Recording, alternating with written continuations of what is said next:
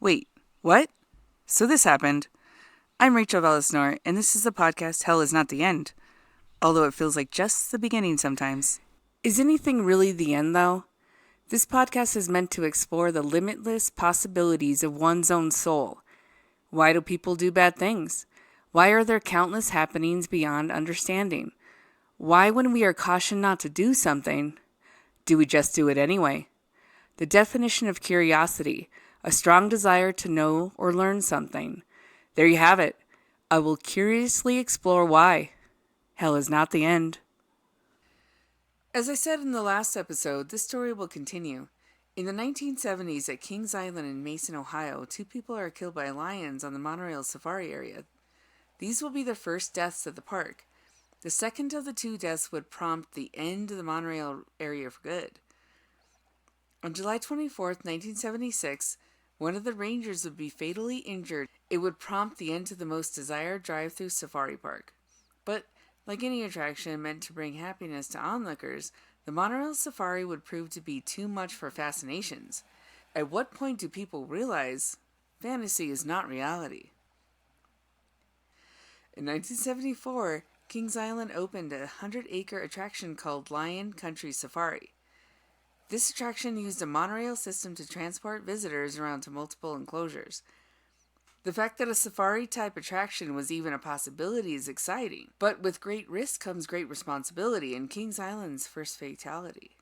The preserve cost $7 million at the time of its construction. That would be around $35 million today.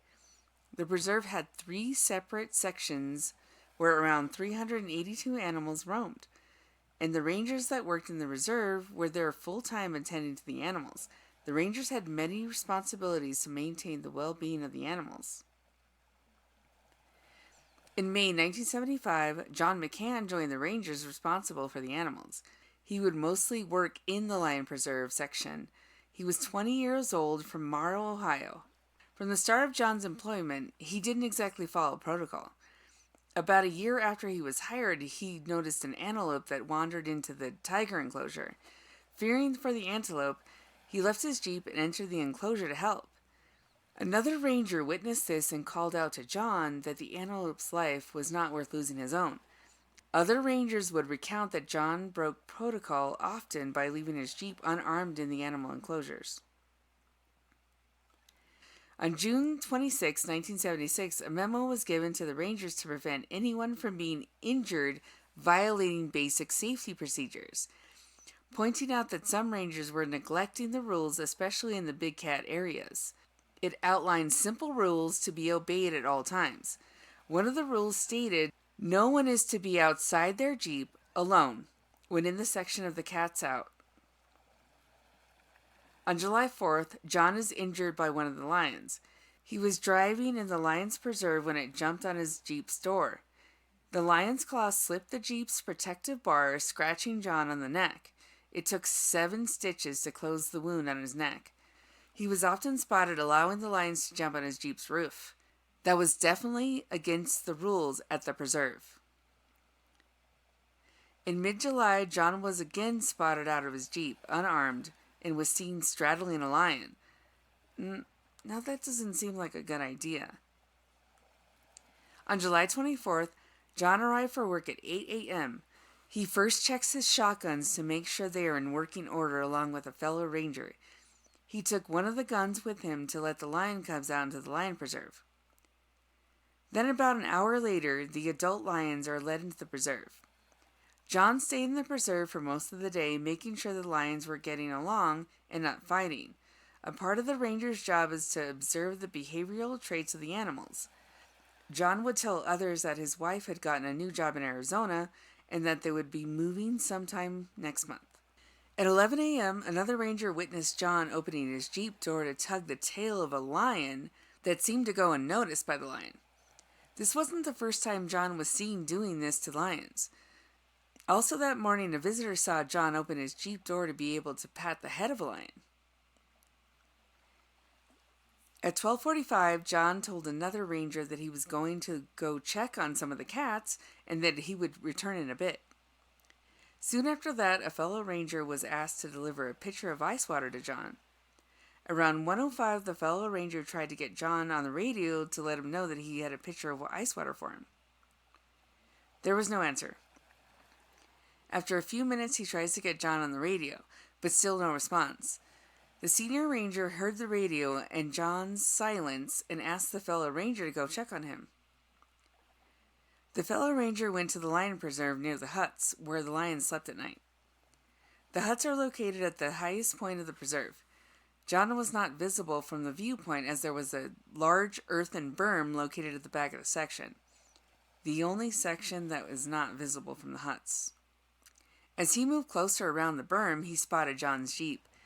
The Jeep's door was closed. The fellow ranger assumed that John had fallen asleep since he never answered on his radio.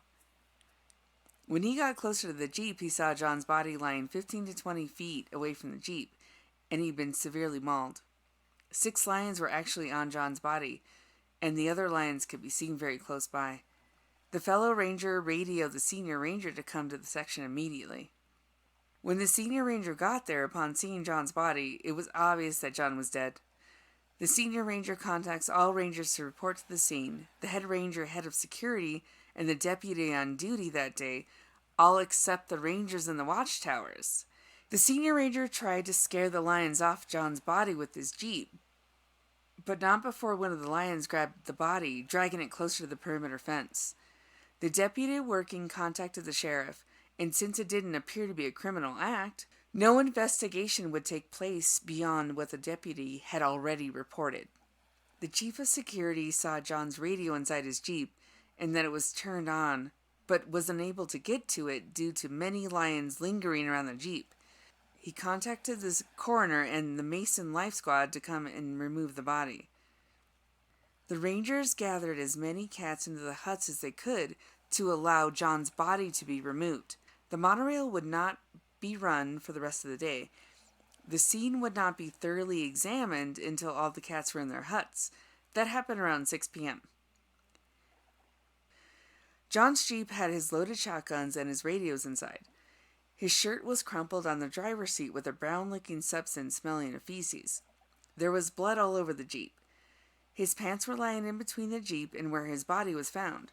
The shirt and blood were saved for lab analysis and would be a strong media focus. Torn up bits of paper were found stuck to the perimeter fence, also stained with the same substance that was on John's shirt. After the incident, it was determined that the lions posed no threat to visitors on the monorail, and its operation resumed the very next day. Attendance was strong, with many visitors asking employees about the incident. After the autopsy, it was concluded that he suffered from a fractured windpipe that was his ultimate cause of death, and he had suffered from asphyxiation due to animal bites. In light of rangers not being allowed to get out of their Jeeps when they were alone, when asked why he was out of his Jeep, a spokesman for the park had no answer. "We may never know," he says. John's father requests that the sheriff's office investigates further and not the park's rangers. He thought it best that outside investigation take place. When their final investigation concluded the same thing that the park's investigators did, their parents were furious and decided never to visit the park again. Enter the Conspiracy Corner.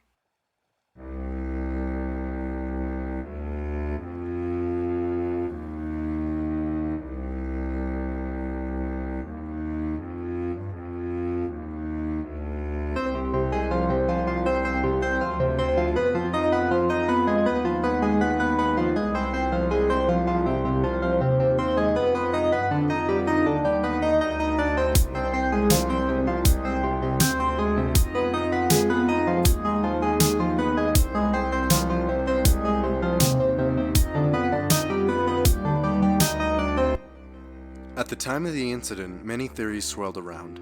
The park spokesman blamed the incident on the victim, stating that he was often seen breaking the rules and took his own safety for granted. Even suicide was one, death by lion. But his co-workers didn't notice any unhappiness about him, especially that day. Since his pants were off, one theory was that he simply left his Jeep to relieve himself, forgetting to take his weapon with him. Earlier before this incident, on April 18th, 50 baboons had escaped their enclosure. The baboons had only been at the preserve for about 11 days, having arrived from West Africa.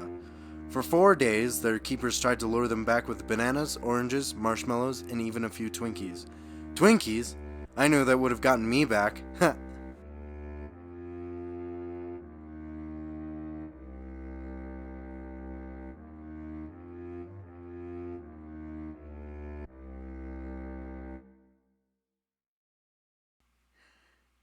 My hope is that no one has to live in fear, ever. As always, I will never give up and read the signs. Special thanks to all the reading materials I could get my hands on, internet mostly. Thanks to wikipedia.org and kingsislandghosts.com. Thanks so much for listening. I am Rachel Velis, and this is the podcast, Hell is Not the End.